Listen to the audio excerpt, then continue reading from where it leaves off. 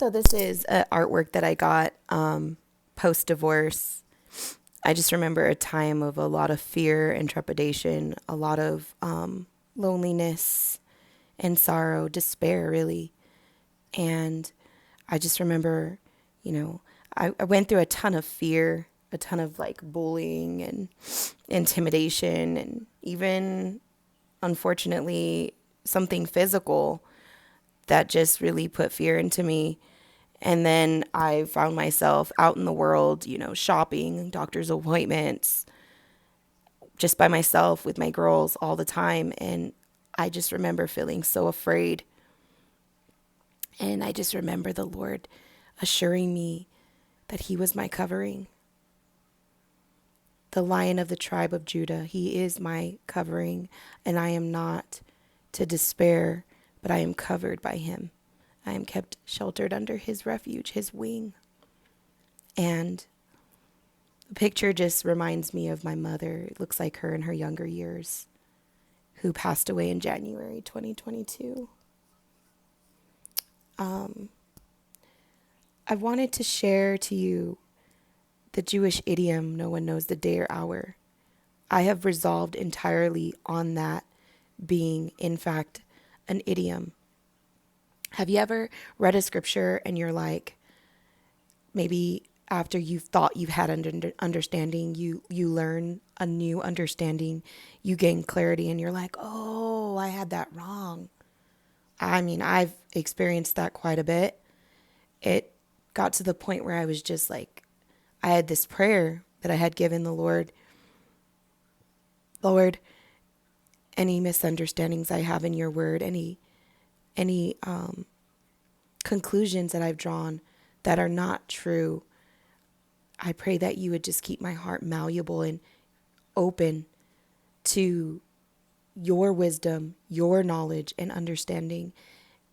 Let God be true and every man a liar. That means even I myself, if I have it wrong, correct me, Lord. And I pray, like the clay, that you, the potter, would keep me malleable, keep me ever changing and shaping into what you've appointed according to your will. Let your will be done, not mine.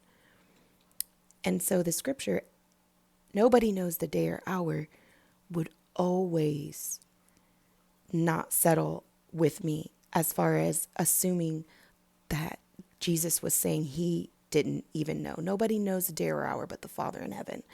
I always side-eyed that scripture like, I don't know. I mean, okay. I mean, it does say nobody knows the day or hour but the Father in heaven. It would just not set well with my spirit.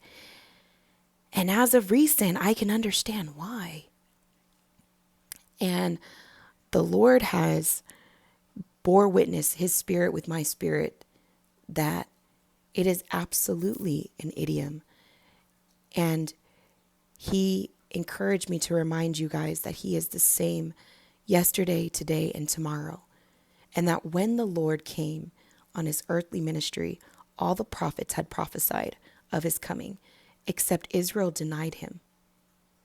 Israel denied Him, and they put Him on a cross and hung Him. They crucified Him. They crucified their Messiah. And He knew it. He knew this would happen.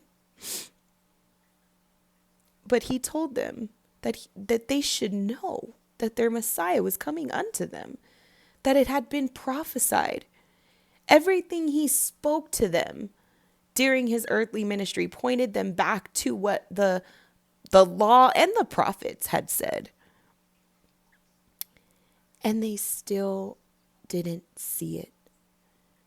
So the Lord encouraged me to share that not only does Scripture say we would know, we have no need that anyone write unto us, that we will know the season. We are the children of the light. That day is not going to come on us like a thief. We would know. Not only that, but the Lord is absolutely unchanged and is the same yesterday, today, and tomorrow. And he will absolutely provoke the Jews to jealousy. And he will absolutely unblind them and reconcile them unto himself. And he will absolutely use all things for the good to those who love him and are called according to his purpose. And despite the deception that will be attempted post blessed hope, explaining away such a glorious thing, he will absolutely have already appointed that could not possibly be misconstrued, that his children, his nation of Israel, are not going to be deceived, that they will see, because it is a Moedim, because it is something that he has, from the foundation of the universe, plotted out and planned in his appointed time to use for the glory of God. It is the glory of God to conceal a matter, and it is our honor to search it out. Maranatha.